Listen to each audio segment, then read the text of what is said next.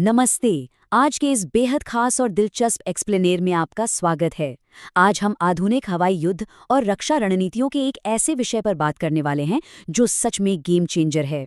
हम गहराई से समझेंगे कि कैसे भारत का नया tactical advanced range augmentation system, जिसे हम तारा या तारा के नाम से जानते हैं, वो युद्ध के मैदान में एक बहुत बड़ा रणनीतिक बदलाव ला रहा है।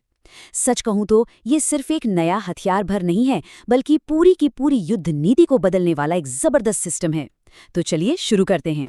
तो आज के इस विश्लेषण में हम क्या क्या कवर करने वाले हैं?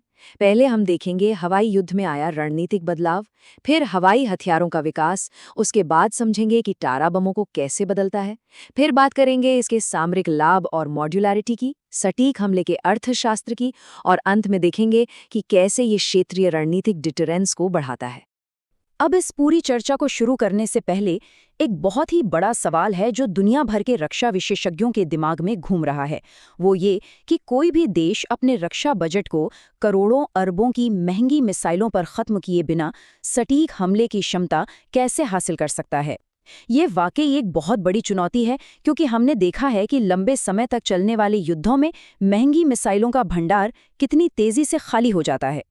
तो चलिए सबसे पहले बात करते हैं भाग 1 की, हवाई युद्ध में रणनीतिक बदलाव, आत्मनिर्भर भारत और स्टैंड ऑफ क्षमताएं। देखिए, इस आत्मनिर्भरता की रणनीति को समझने के लिए हमें 7 मई 2026 के उस ऐतिहासिक दिन को देखना होगा। इसी दिन हमारे रक्षा अनुसंधान और विकास संगठन यानी DRDO और भारतीय वायुसेना ने ओडिशा के तट पर तारा का सफल परीक्षण किया था। और पता है सबसे खास बात क्या थी? इस स्वदेशी प्रणाली की पहली उड़ान का परीक्षण ठीक ऑपरेशन सिंदूर की पहली वर्षगांठ पर हुआ था। और यकीन मानिए, ये कोई इत्तेफाक नहीं है। ये इस बात पर जोर देता है कि सीमा पार आतंकवाद विरोधी अभियानों के लिए पायलटों को जोखिम में डाले बिना सटीक मारक क्षमता का होना आज के समय में कितना ज्यादा जरूरी है। आगे बढ़ते हैं भाग 2 की तरफ, हवाई हथियारों का विकास, फ्री फॉल से प्रिसिजन ग्लाइड तक। DRDO ने जो हासिल किया है उसकी अहमियत समझने के लिए हमें थोड़ा इतिहास में जाना होगा। मतलब जरा सोचिए कि हवाई हमलों ने कितना लंबा सफर तय किया है। 1940 के दशक के उन अनियंत्रित फ्री फॉल या गुरुत्वाकर्षण बमों से लेकर 60 के दशक के लेजर गाइडेड बम, फिर 90 के दशक में GPS गाइडेड म्यूनिशंस, और अब 2020 के दशक के ये उन्नत स्टैंड ऑफ ग्लाइड हथियार। स्टैंड ऑफ का सीधा सा मतलब ये है कि अब हमारे लड़ाकू विमानों को दुश्मन के खतरनाक एयर स्पेस या उनकी मिसाइलों की रेंज में जाने की कोई जरूरत ही नहीं है। हम सुरक्षित दूरी पर रहकर ही सटीक हमला कर सकते हैं। इस पूरी तकनीक को एक बहुत ही मजेदार और आसान उदाहरण से समझते हैं। असल में तारा एक तरह की स्मार्ट कन्वर्जन किट है। कल्पना कीजिए कि आपके पास एक साधारण बेसिक बाइक है जो बस सीधी चलती है। वो आपका एक पुराना अनगाइडेड ग्रेविटी बॉम्ब है। अब तारा क्या करता है? वो उस बेसिक बाइक में ऐसे गैजेट्स लगा देता है जिससे वो एक स्मार्ट बाइक बन जाती है। अब वो हवा में एरोडायनामिक्स का इस्तेमाल करके अपने जटिल रास्तों पर खुद नेविगेट करते हुए सीधे अपनी मंजिल तक पहुंच सकती है ना कमाल की बात? अब आते हैं भाग 3 पर, तारा बमों को आखिर कैसे बदलता है, सटीक हमले का विज्ञान। तो अगर हम इसके काम करने के तरीके को माइक्रो लेवल पर देखें तो ये एक पूरी प्रोसेस है जो स्टेप बाय स्टेप काम करती है। सबसे पहले जगुआर या सुखोई जैसे हमारे विमान इसे 10,000 से लेकर 45,000 फीट की ऊंचाई से ड्रॉप करते हैं। जैसे ये रिलीज होता है, इसके पंख यानी विंग्स खुल जाते हैं। ये विंग्स इसे हवा में तैरने या लंबे दूरी तक हॉरिजॉन्टल ग्लाइड करने में मदद करते हैं। रास्ते में ये हवा में ही GPS और हमारे अपने नाविक यानी नेविक सिस्टम के जरिए अपनी दिशा को लगातार सुधारता रहता है और अंत में टर्मिनल गाइडेंस के जरिए सीधे टारगेट पर जाकर गिरता है। पायलट इस पूरी प्रक्रिया के दौरान एकदम सुरक्षित रहता है। और पता है, टर्मिनल फेज यानी इसके आखिरी चरण में जो तकनीक इस्तेमाल होती है वो सबसे ज्यादा चौंकाने वाली है। इसे सीन मैचिंग तकनीक कहते हैं। इसका सीधा सा मतलब ये है कि मिशन से पहले ही इस हथियार के दिमाग में यानी इसकी मेमोरी में टारगेट की तस्वीर फीड कर दी जाती है। अब मान लीजिए युद्ध के दौरान दुश्मन ने GPS सिग्नल को जाम कर दिया तो भी कोई फर्क नहीं पड़ेगा। ये हथियार अपने खुद के कैमरों से जमीन की रियल टाइम तस्वीरें लेगा, अपनी मेमोरी में मौजूद तस्वीर से उसे मैच करेगा और पूरी तरह से स्वतंत्र होकर टारगेट को पहचान कर उसे नेस्तानाबूद कर देगा। सिर्फ 3 मीटर जी हाँ, आपने बिल्कुल सही सुना। इसकी सटीकता इतनी जबरदस्त है।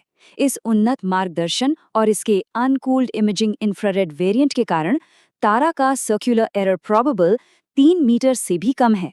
अगर मैं इसे सरल भाषा में कहूं तो इसका मतलब है कि 100 किलोमीटर दूर से दागे जाने के बावजूद ये अपने टारगेट से 3 मीटर से ज्यादा नहीं भटकेगा।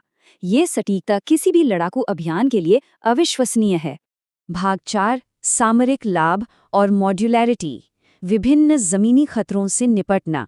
इस अचूक मारक क्षमता के साथ साथ इसकी एक और बहुत बड़ी खासियत है और वो है इसकी मॉड्यूलैरिटी। वायुसेना के कमांडर अब मिशन की जरूरत के हिसाब से अपने हथियारों को कस्टमाइज कर सकते हैं। देखिए, उनके पास पुराने 250 किलो, 450 किलो या 500 किलो के जो भी बम हैं, वो उन पर ये किट लगा सकते हैं। उदाहरण के तौर पर अगर टारगेट कोई चलता हुआ काफिला है तो टारा 250 का इस्तेमाल बेहतरीन रहेगा। वहीं अगर टारगेट कोई बहुत ही मजबूत कंक्रीट का बंकर या दुश्मन का एयरफील्ड है तो भारी भरकम टारा 500 का इस्तेमाल किया जा सकता है। ये फ्लेक्सिबिलिटी इसे बेहद खास बनाती है। अगर हम निष्पक्ष होकर इन विशेषताओं की तुलना दुनिया के बाकी बेहतरीन सिस्टम से करें, जैसे कि अमेरिका का मशहूर JDAM सिस्टम, इजराइल का स्पाइस या फिर रूस का UMPK सिस्टम, तो ये एकदम साफ हो जाता है कि भारत का ये स्वदेशी विकास हमें वैश्विक सैन्य शक्तियों की कतार में लाकर खड़ा कर देता है। अब हमें इन उन्नत तकनीकों के लिए किसी और देश पर निर्भर रहने की जरूरत नहीं है। चलिए अब बात करते हैं भाग 5 की, सटीक हमले का अर्थशास्त्र, टिकाऊ युद्ध भंडार। तकनीक तो बेहतरीन है ही, लेकिन सच कहूं तो इसका असली मास्टर स्ट्रोक है इसका अर्थशास्त्र, यानी इसकी इकोनॉमिक्स। अगर हम रूस यूक्रेन संघर्ष जैसे लंबे युद्धों से सीखें तो एक कड़वी सच्चाई सामने आती है। आप लगातार करोड़ों की महंगी क्रूज मिसाइलें फायर नहीं कर सकते। इससे आपका रक्षा बजट रातों रात खाली हो जाएगा। इसके बजाय हमारे पास जो पहले से हजारों पुराने अनगाइडेड बम पड़े हैं, उन्हें इस कम लागत वाली टारा किट के साथ अपग्रेड करना आर्थिक और रणनीतिक दोनों ही नजरिए से एक बेहद स्मार्ट और टिकाऊ कदम है। लेकिन हाँ, किसी भी तकनीक का निष्पक्ष विश्लेषण करते हुए हमें उसकी सीमाओं पर भी बात करनी चाहिए। क्योंकि टारा में क्रूज मिसाइलों की तरह खुद का कोई इंजन या प्रोपल्शन नहीं होता है, इसलिए इसकी गति थोड़ी कम होती है। और भले ही इसमें सीन मैचिंग तकनीक है, लेकिन अत्यधिक खराब मौसम या बहुत ही ज़्यादा इंटेंस GPS जैमिंग की स्थिति में इसके प्रदर्शन पर थोड़ा बहुत असर पड़ सकता है। ये कुछ लिमिटेशंस हैं जिन्हें ऑपरेशनल प्लानिंग में ध्यान में रखना होता है। और अब हमारा अंतिम सेक्शन, भाग 6, क्षेत्रीय रणनीतिक डिटेरेंस को बढ़ाना, शक्ति संतुलन में बदलाव। तो इन सब बातों का अंतिम निष्कर्ष क्या निकलता है? निष्कर्ष ये है कि इन कम लागत वाले स्वदेशी और बेहद सटीक स्टैंड ऑफ हथियारों का हमारी वायुसेना में शामिल होना इस पूरे रीजन के शक्ति संतुलन को पूरी तरह से बदल रहा है। जैसा कि ऑपरेशन सिंदूर की वर्षगांठ पर प्रधानमंत्री द्वारा रेखांकित किया गया था, अपने पायलटों को दुश्मन की पहुंच से बिल्कुल सुरक्षित रखते हुए बिना सीमा पार किए अचूक सटीकता से टारगेट को नष्ट करने की क्षमता राष्ट्रीय सुरक्षा के लिए सबसे बड़ी जरूरत है। ये हमारे दुश्मनों के लिए एक बहुत बड़ा डिटोरेंस है और ये भविष्य की वायुसेना की रणनीति को हमेशा के लिए बदल रहा है।